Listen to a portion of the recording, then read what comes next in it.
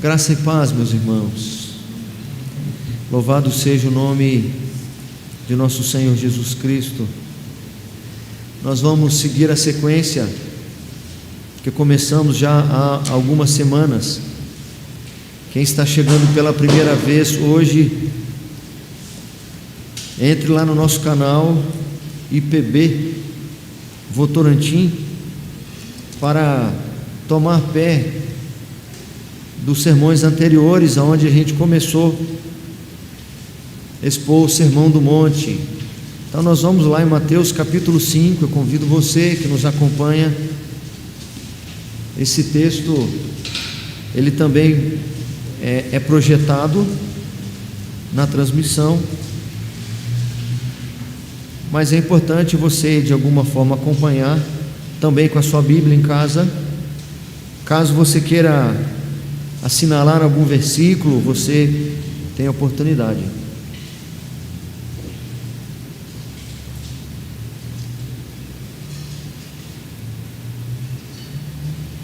Mateus capítulo 5, os primeiros 12 versículos. Vendo Jesus as multidões, subiu ao monte e, como se assentasse, aproximaram-se os seus discípulos, e ele passou a ensiná-los, dizendo: Bem-aventurados os humildes de espírito, porque deles é o reino dos céus. Bem-aventurados os que choram, porque serão consolados. Bem-aventurados os mansos, porque herdarão a terra.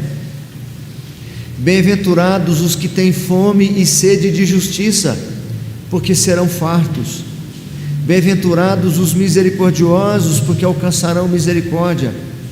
Bem-aventurados os limpos de coração, porque verão a Deus.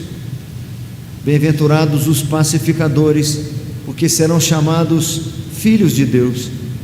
Bem-aventurados os perseguidos por causa da justiça, porque deles é o reino dos céus. Bem-aventurados sois quando, por minha causa, vos injuriarem e vos perseguirem, e mentindo, disserem todo mal contra vós. Regozijai-vos e exultai, porque é grande o vosso galardão nos céus, pois assim perseguiram aos profetas que viveram antes de vós. Hoje nós vamos nos deter no versículo 8.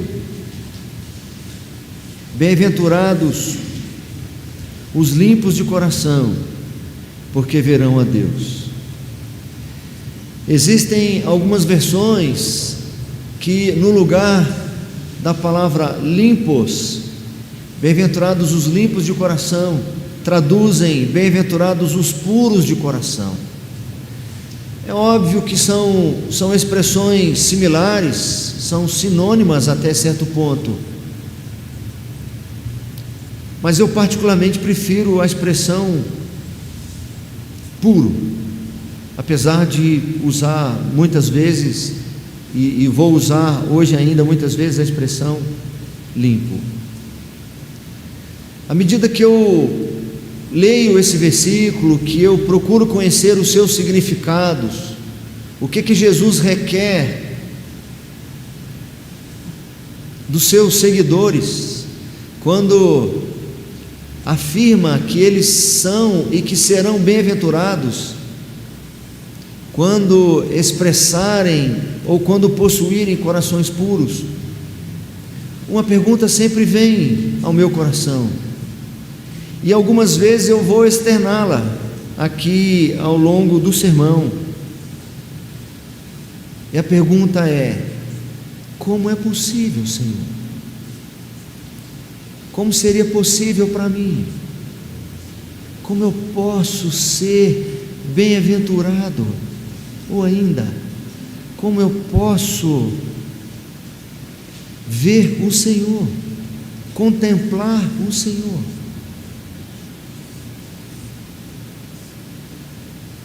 Se a exigência for eu ter um coração puro, porque a recompensa é esta: bem-aventurados os limpos de coração, porque verão a Deus. Nós temos ouvido semanalmente que este Sermão do Monte, esses 3 capítulos, Mateus 5, 6 e 7, eles apresentam, ainda que com abordagens de autores diferentes, ou abordagens diferentes dos variados autores, a maioria deles afirma que o Sermão do Monte tem como tema: ser discípulo de Jesus é ser diferente. E essa diferença que nós nos deparamos aqui nesse versículo é muito impactante. Lloyd Jones diz o seguinte: temos chegado a uma declaração, indubitavelmente é uma das maiores declarações que podem ser encontradas em todas as páginas das Santas Escrituras. Qualquer indivíduo que ao menos perceba uma pequena parte do significado dessas palavras, bem-aventurados os puros de coração, porque verão a Deus, qualquer indivíduo que ainda de maneira muito resumida e reduzida conheça pequena parte do que significa isso, só poderá aproximar-se delas com um profundo sentimento de admiração e de completa inadequação pessoal. Antes de ler a primeira vez esta citação de Lloyd Jones, eu tinha esta sensação. É por isso que fazia essas perguntas para mim mesmo, ou fazia essas perguntas do fundo do meu coração para o Senhor, fazer de forma silenciosa: mas como pode, Senhor? Como pode? Como é possível? Eu preciso salientar que esse mesmo Senhor Jesus Cristo, que aponta a pureza do coração ou a limpeza do coração como uma condição essencial para essa bênção, é o mesmo que vai dizer em outro lugar no próprio Evangelho de Mateus, porque do coração saem os maus desígnios, porque do coração saem os maus pensamentos, homicídios, adultérios, imoralidade sexual, furtos, falsos testemunhos e calúnias. Não só no Evangelho de Mateus, mas em outros evangelhos e na Bíblia de um modo geral, nós encontramos uma outra verdade. Eu vou refazer essa frase: nós não encontramos uma outra verdade, nós encontramos uma verdade que confronta com esta verdade, que confronta com esta bem-aventurança, ou que confronta com esta exigência de Jesus, quando afirma que bem-aventurados são os puros de coração, quando Ele mesmo vai dizer que é do coração que procedem as maledicências, as maldades e a corrupção. O profeta Jeremias diz: enganoso é o coração mais do que todas as coisas, e desesperadamente corrupto, quem o conhecerá? Essa é a premissa bíblica, é isso que nós aprendemos, que o nosso coração é enganoso, que os conflitos, as guerras não surgem por questões políticas, que os divórcios, as brigas, os pecados todos não surgem por causa de contexto social ou por qualquer coisa externa. O problema é interno, começa no coração. Se o coração é tão perverso como a Escritura nos ensina, como então alcançar esse patamar? Não é possível não ficar ou se sentir à vontade diante de um texto como esse. O salmista faz umas perguntas.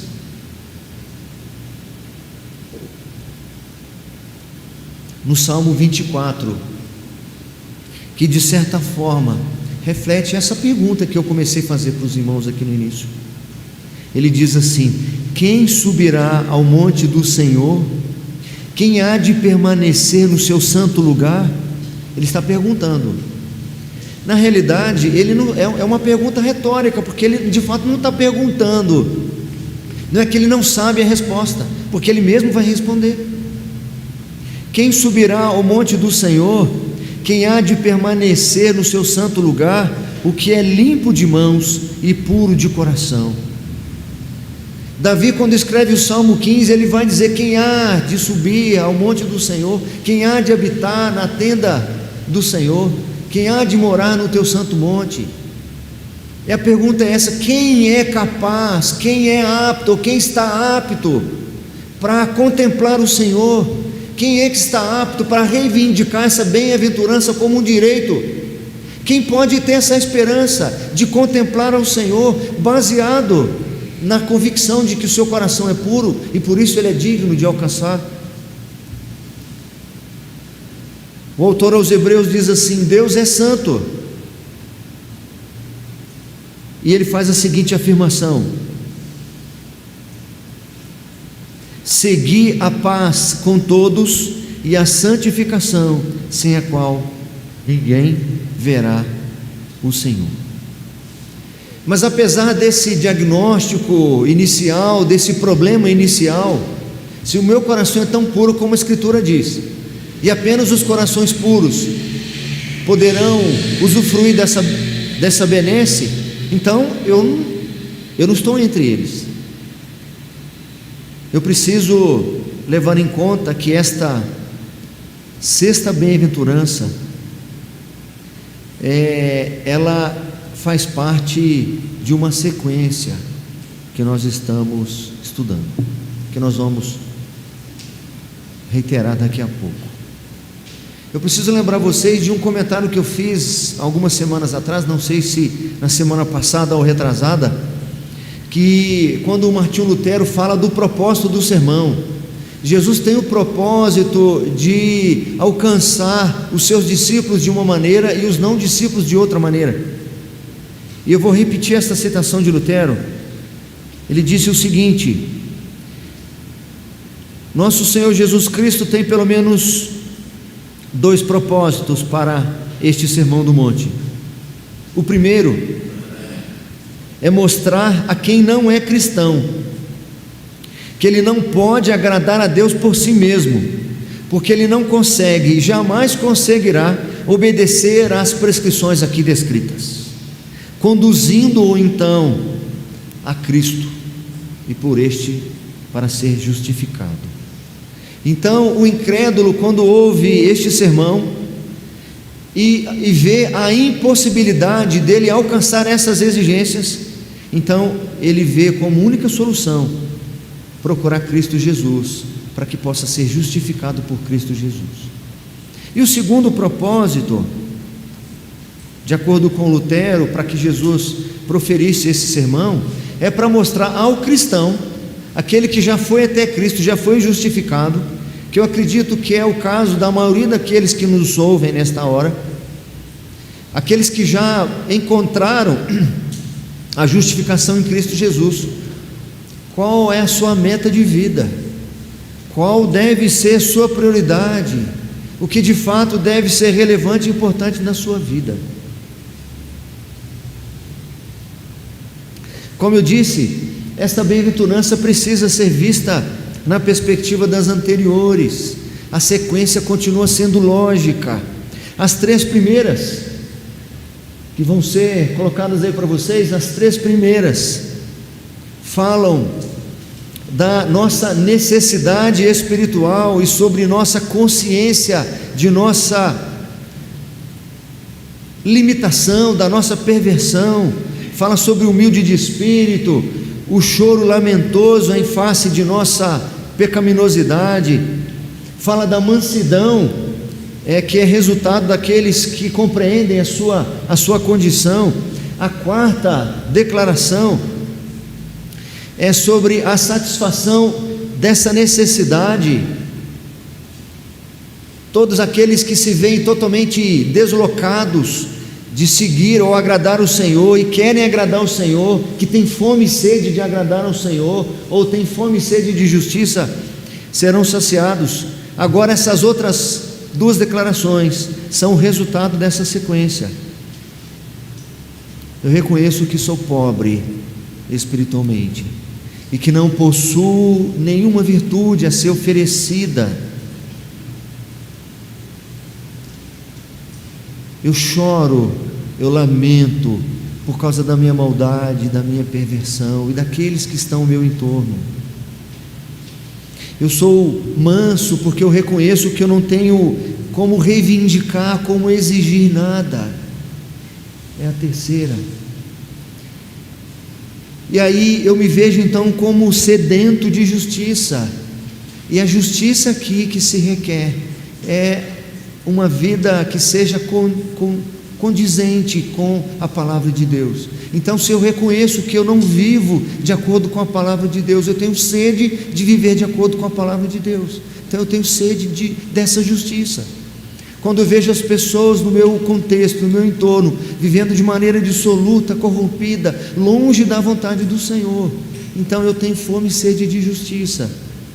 E aí então eu estou agora preparado para experimentar aquela outra declaração, a número 5, que é ser misericordioso, porque agora o meu coração está preparado, um coração que está destituído de arrogância, de orgulho, um coração que está destituído de olhar-se para si como merecedor de alguma coisa, ou como vítima de alguma coisa. Então esse coração está preparado agora a se sensibilizar pela miséria do outro. Então o discípulo de Jesus Cristo, quando chega nessa etapa, quando chega nessa condição, quando ele trilha esse caminho passo a passo, seguindo esse fluxo, então estará melhor preparado para esta sentença do versículo 6: os puros de coração, os limpos de coração. Só há uma maneira de alguém vir a tornar-se possuidor de um limpo coração: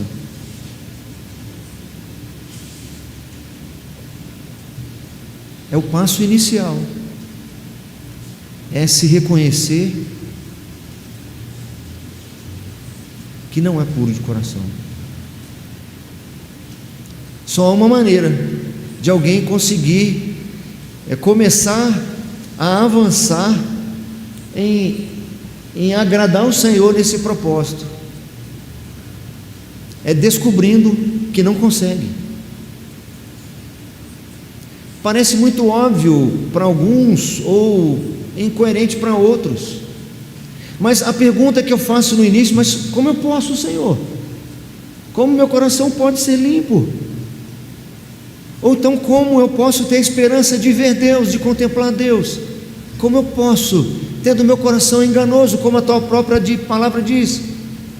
Como eu posso usufruir desse privilégio de forma plena no futuro e parcial no presente, se meu coração não é limpo?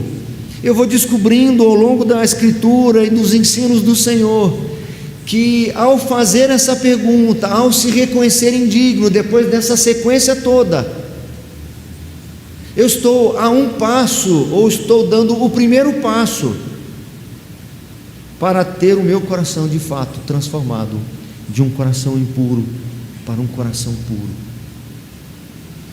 Lloyd Jones diz o seguinte: aqui, pois, defrontamo-nos com uma das declarações mais magníficas e, contudo, uma das declarações mais perscrutadoras e solenizadas que podem ser encontradas em qualquer porção da Escritura. Naturalmente, isso faz parte da essência mesma da posição cristã e do ensino cristão. Ou seja, esta sentença, de forma tão solene e tão invasora, tão perscrutadora, tão invasiva, ela na realidade, ela faz parte da essência do que é ser cristão. E é por isso que ser cristão é ser diferente, porque tem as suas entranhas afetadas, perscrutadas, sondadas, invadidas por declarações como estas. É nisto, segundo o mesmo autor, é nisto, bem-aventurados os puros de coração, é nisto que consiste o cristianismo, e essa é justamente a sua mensagem. Esta é a mensagem.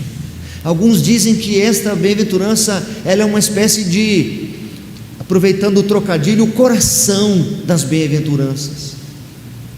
Ela não é a primeira, porque é preciso um avanço, um progresso nas anteriores, uma compreensão das anteriores, uma busca pelas anteriores, uma experimentação das anteriores, começar a usufruir daquelas, começar a valorizar aquelas, o choro, a renúncia, a humildade, a mansidão, o quebrantamento, a humilhação, a misericórdia, para então agora, quando ouvir o Senhor dizer, tem mais uma coisa para dizer para você, que agora já está usufruindo dos privilégios, para você que agora já começou a entender que chorar é melhor do que rir, que reconhecer-se pobre e carente é melhor do que reconhecer-se rico e abastado, para você agora que começou a reconhecer que os seus direitos são transferidos a mim, você agora que começou a sentir inadequação total, porque é injusto e tem sede de justiça, vou dizer mais uma coisa para você, porque agora você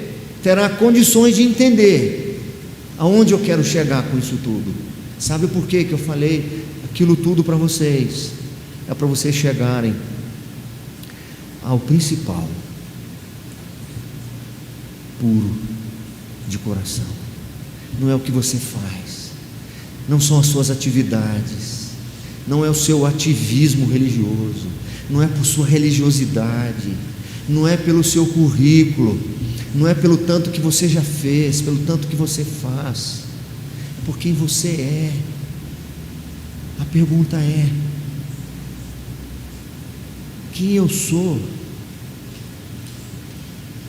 Você só será aquele discípulo de Jesus se essa mudança de vida tiver alcançado muito mais do que as suas atitudes, o seu comportamento, a sua prática de vida, a sua religiosidade, ter afetado ali o seu comportamento, ter mexido na sua superfície, nas suas vestes, na sua maneira de falar.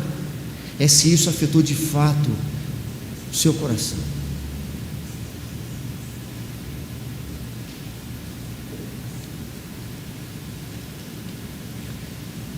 Nós sabemos que o coração ele ocupa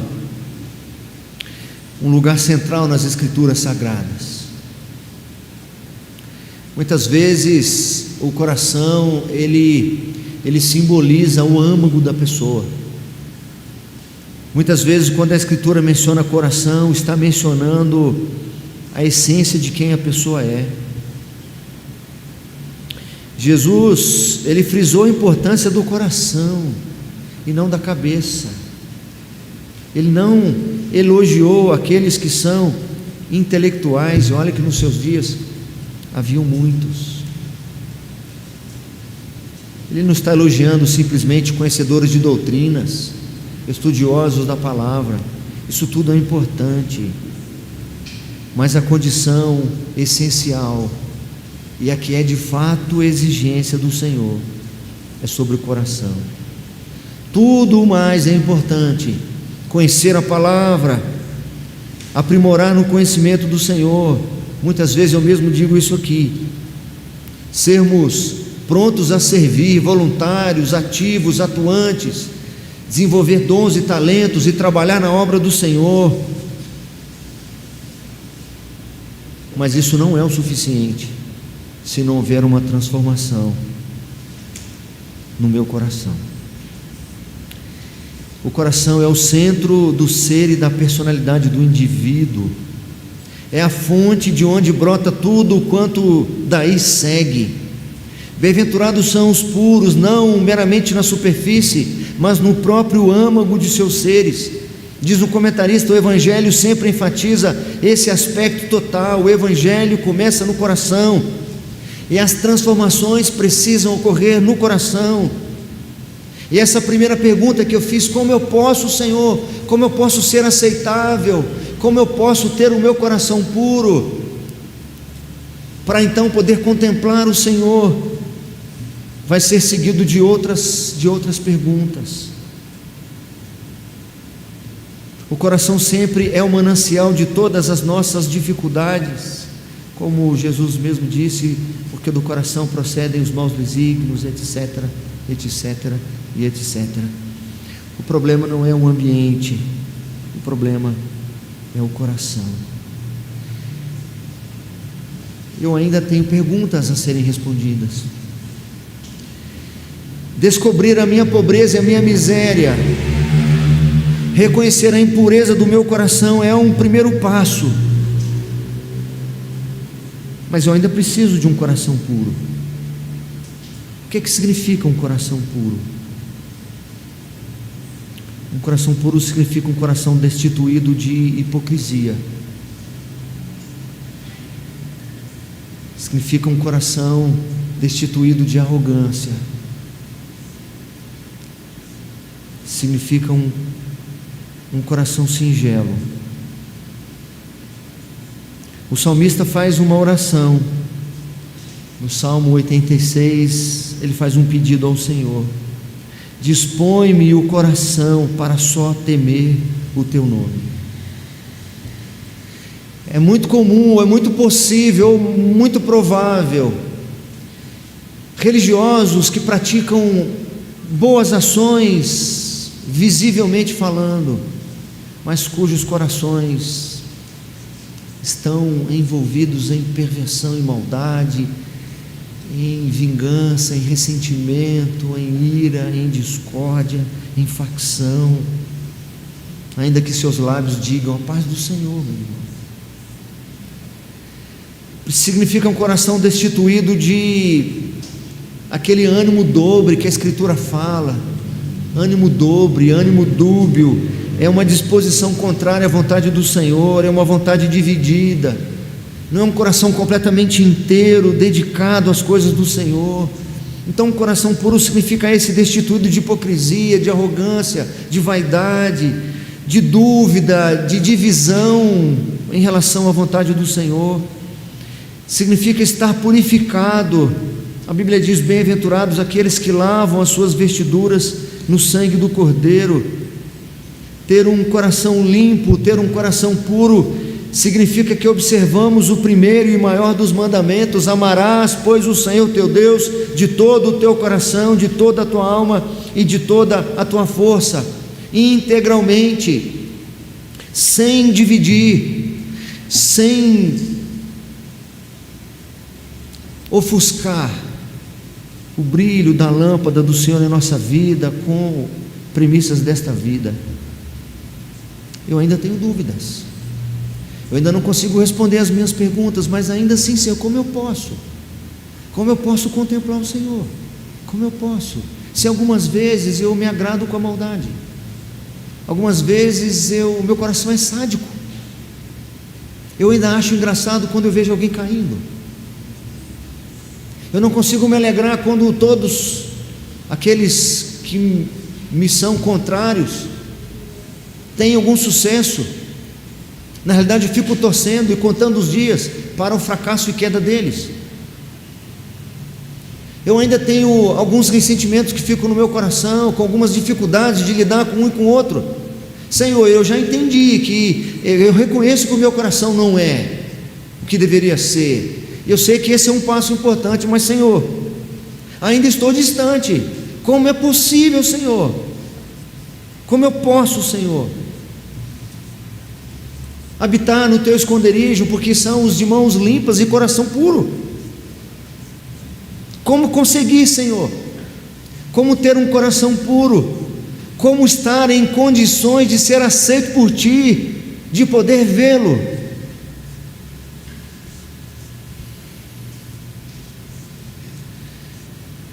Eu acredito que foi no primeiro sermão, na primeira sequência, ou no segundo sermão, eu disse que o Espírito Santo primeiro incomoda, para depois consolar. Eu preciso de fato insistir nessas perguntas. O Senhor não diminui o padrão de exigência deles. Que um grande equívoco, que o Deus do Antigo Testamento era aquele Deus exigente, cheio de leis, e se essas leis não fossem atendidas, as pessoas não seriam aceitas diante do Senhor, elas eram até mortas, caso descumprissem alguma das exigências do Senhor. Mas no Novo Testamento não, o Deus do Novo Testamento é o Deus da graça, é o Deus que aceita, que está de braços abertos. Mas quando eu olho para o Sermão do Monte, por exemplo, e vou ler mais à frente, quando Jesus diz assim: ouvistes o que foi dito aos antigos, não matarás, eu porém vos digo que a exigência é muito maior do que a que vocês achavam. As exigências morais do Antigo Testamento eram apenas um símbolo, um pré-anúncio das verdadeiras exigências. Ouvistes o que foi dito aos antigos, não adulterarás, eu porém vos digo, quem olhar com intenção impura para outra mulher, já adulterou em seu coração. As exigências do Novo Testamento são tão exigências quanto o Antigo, porque o mesmo Deus criterioso do Antigo é o Deus criterioso do Novo Testamento, e eu preciso continuar sendo incomodado pelo Espírito Santo. Eu preciso continuar percebendo como meu coração é perverso, como eu me agrado com injustiça algumas vezes, como muitas vezes eu sou insensível à dor de outros, como algumas coisas me afetam, demonstrando um egoísmo, um egocentrismo. Me senti afetado por alguma coisa que alguém fez que não me agradou, como meu coração ainda é deturpado, é tão impuro, tão cheio de coisas, tão interessado por outras coisas do que com a vontade do Senhor, como meu coração é tão dividido, como me agrado tanto com coisas que não agradam ao Senhor. Não é só um sermão, é um desabafo, porque eu estou falando do que realmente eu penso, do que realmente eu sinto. Eu preciso continuamente ser incomodado, e o padrão sendo colocado aqui é um padrão que diz: não é para qualquer um, é para quem então, Senhor? Porque é isso que eu quero ver o Senhor, eu quero entrar na justiça, eu quero ser saciado pela justiça, eu quero possuir o reino dos céus, eu quero herdar a terra, eu quero me alegrar, como nós vamos ver aqui nos próximos domingos, daquilo que eu fugiria. Bem-aventurados sois vós, quando por minha causa vos injuriarem e vos perseguirem, e mentindo disserem todo mal contra vós, alegrai-vos e regozijai-vos, porque é grande o vosso galardão nos céus, porque assim também perseguiram ou fizeram com os profetas que vieram antes de vós. Como é possível me alegrar com isso? Meu coração não se alegra com isso. É por isso que essa expressão está aqui bem no meio das bem-aventuranças. Eu precisaria passar gradativamente pelas anteriores e estar preparado para as próximas, finalizando quando diz essa que eu mencionei agora: bem-aventurados sois vós, quando por minha causa vos injuriarem e vos perseguirem. Nós fugimos da perseguição, nós fugimos. Eu acredito que eu já contei aqui para os irmãos uma experiência. Estava vivendo um momento muito difícil na igreja, e isso é comum na obra do Senhor. Não vai que nenhuma vitimização, nenhum mimimi, não. Isso é assim mesmo. O caminho é estreito, e quanto mais próximo do Senhor, mais a gente enfrenta dificuldade e adversidade. Mais estreito é o caminho, é assim mesmo. E estava enfrentando isso tem uns 15 anos mais ou menos. Não tem 15 anos não. O Mateus é bebezinho, tinha alguns meses. Então 12 anos mais ou menos isso. Tinha 12 anos. Ele não tinha um ano ainda. E eu, como de costume, fui lá no bercinho dele para orar à noite por ele. E na sequência, eu fui orando, e na sequência da oração, algo que eu fazia sempre: Senhor, estou consagrando meu filho, ele é do Senhor. E eu fui seguindo a sequência habitual, falando o que eu já falava normalmente. Então faz o que for da tua intenção, ele é teu, ele está só sobre os nossos cuidados, o meu e da minha esposa, mas ele é teu. E aí veio na minha mente assim, enquanto eu orava: mas e você o consagraria para ser um missionário? Para ser um pastor?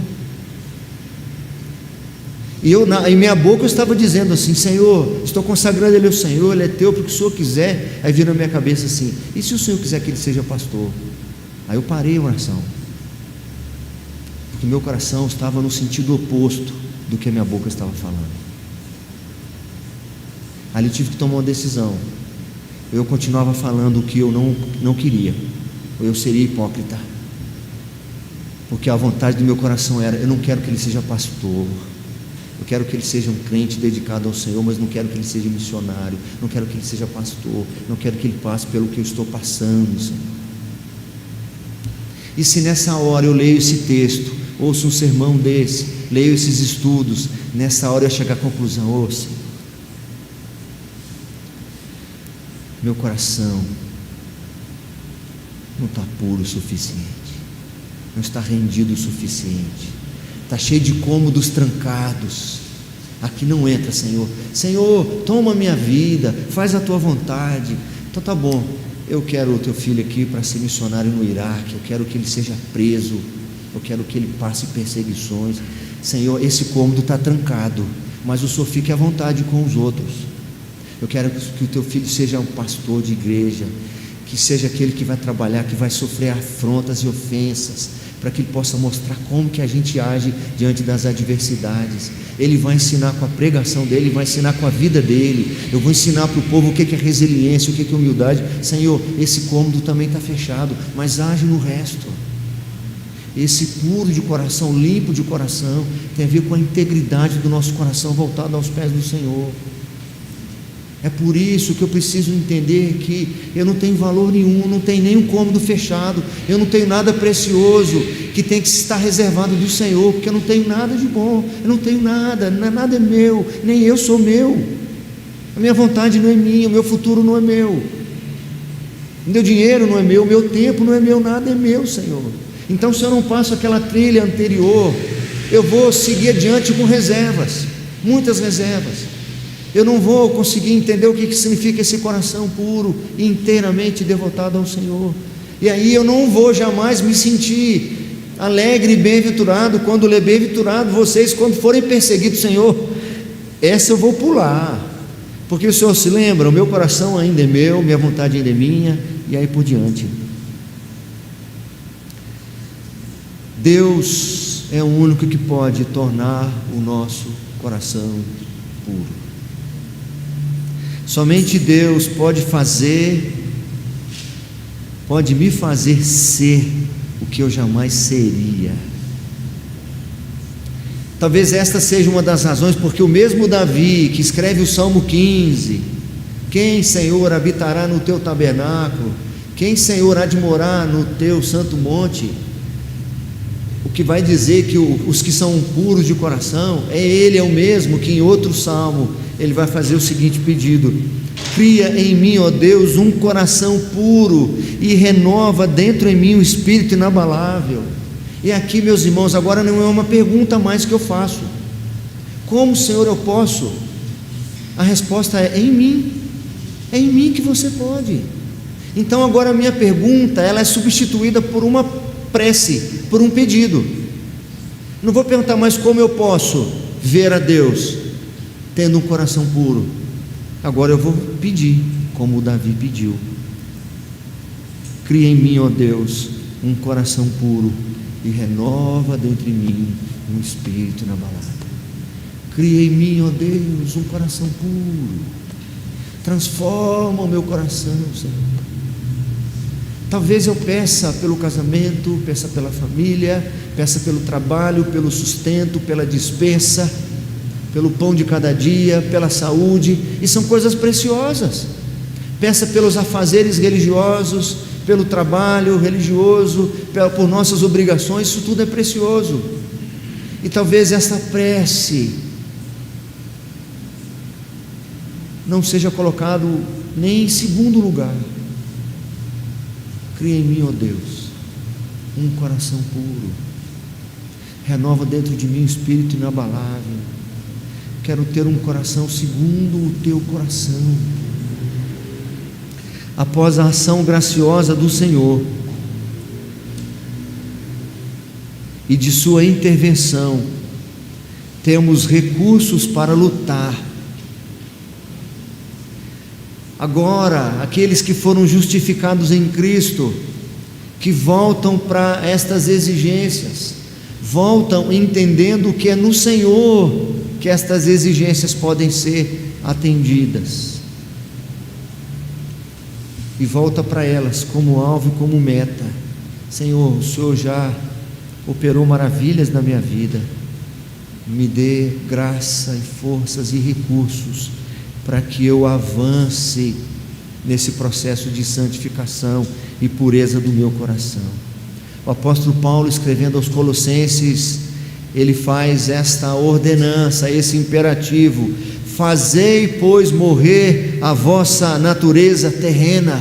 Então agora nós podemos nos dedicar, nos empenhar dentro dos recursos que o Senhor tem nos dado, para abrir mão daquelas coisas que sujam o nosso coração. Mas isso não tem nada a ver não, pastor, é um palavrão que a gente fala aqui, mas a gente sabe que é só aqui dentro, lá fora a gente não fala, mas isso vai sujando um pouco o seu coração. Essa cena não agrada muito, esse jovem desse filme passa para frente, essa música não agrada muito, porque parece que não, mas de forma sorrateira e muitas vezes disfarçada, isso vai sendo alimentado por você e vai tornando o seu coração cada vez mais impuro, mais impuro, mais impuro, mais impuro, mais impuro, a ponto de você se alegrar com a vingança, a ponto de você torcer o direito, a ponto de você não ter distinção nenhuma mais de quem não serve e não conhece a Jesus, ainda que você seja ativo na obra do Senhor, mas o seu coração está muito distante dele. Citando mais uma vez Lloyd Jones, ele diz: sufoque, portanto, as suas más tendências, liberte-se delas, desvencilhe-se de tudo quanto possa interpor-se entre você e o alvo que você está mirando. Se o nosso alvo é ver a Deus, o nosso alvo é ter um coração puro, se desvencilhe de tudo que pode atrapalhar o seu coração ser puro. Esse tipo de conversa não é agradável, esse tipo de piada não edifica, esse tipo de brincadeira não vai tornar seu coração mais puro. É preciso fazer morrer cada uma dessas inclinações, diz Lloyd Jones. Concluindo, meus irmãos, e dizem que pastores, quando diz assim, concluindo, tem mais meia hora. Não é o caso, pelo menos hoje. Nosso alvo é o reino de Deus, nosso alvo é ver a Deus. O apóstolo Paulo diz que hoje mesmo nós, que já cremos no Senhor, já andamos com Ele, vemos em parte, mas haverá um tempo que nós veremos ou conheceremos como somos conhecidos. Esse é o nosso alvo, essa é a nossa meta. A nossa meta de solução, de resolução dos problemas e da vida, não está na política, na economia, na medicina, na ciência. Está naquilo que nós só podemos contemplar pelos olhos da fé. Vi novo céu e nova terra, porque as primeiras coisas passaram. E diz aquele que está sentado no trono: eis que faço novas todas as coisas. Esse é o nosso alvo, é a nossa meta. Nossa esperança não é a última que morre, nossa esperança nunca morre. Esse é o consolo para aqueles que estão, como nós, na fila invisível da morte. Naquele dia, nosso alvo, quando o reino do céu se consumar, quando houver esse novo céu, essa nova terra, onde habita somente justiça e retidão, quando o Cristo se manifestar, nós então seremos como Ele, nós seremos como Cristo. Essa é a nossa expectativa de longo prazo, essa é a nossa esperança. E para que isso se evidencie lá no futuro, é preciso que nós trilhemos o caminho que conduz para lá, hoje, agora. Cria em mim, ó Deus, um coração puro. Essa não é só minha oração mais diária e constante, essa é a minha regra de vida. As perguntas que eu fizer para o Senhor precisam conter: Senhor, o meu coração, Senhor, olha para o meu coração, olha para quem eu sou. O apóstolo João, esse mesmo João, lá da ilha de Patmos, na carta, ele diz assim, sobre aquilo que deve alimentar a nossa esperança, falando sobre Jesus Cristo: e assim mesmo se purifica todo o que nele tem esta esperança, assim como ele é puro. Essa é a nossa esperança, de nos tornarmos puros como ele é.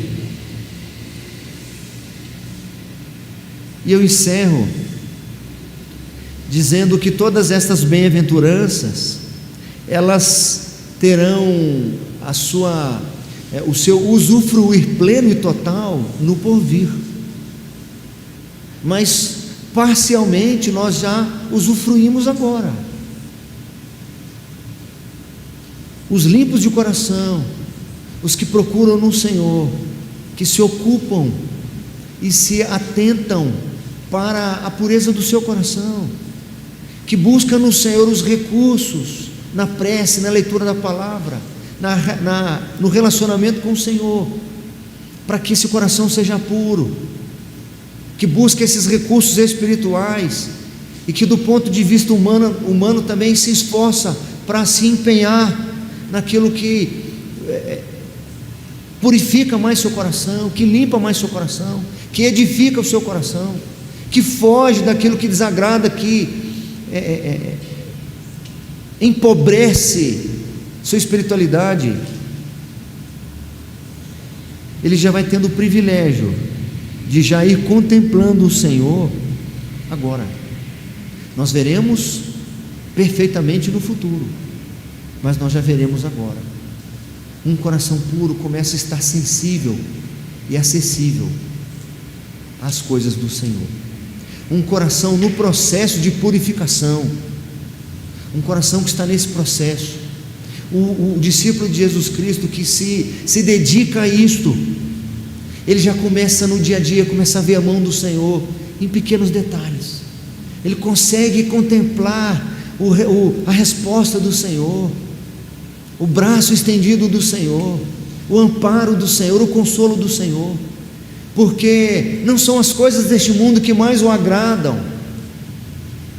O coração dele está voltado para o Senhor, e assim ele está melhor preparado para sentir a presença do Senhor, para usufruir da companhia do Senhor e das muitas manifestações do Senhor.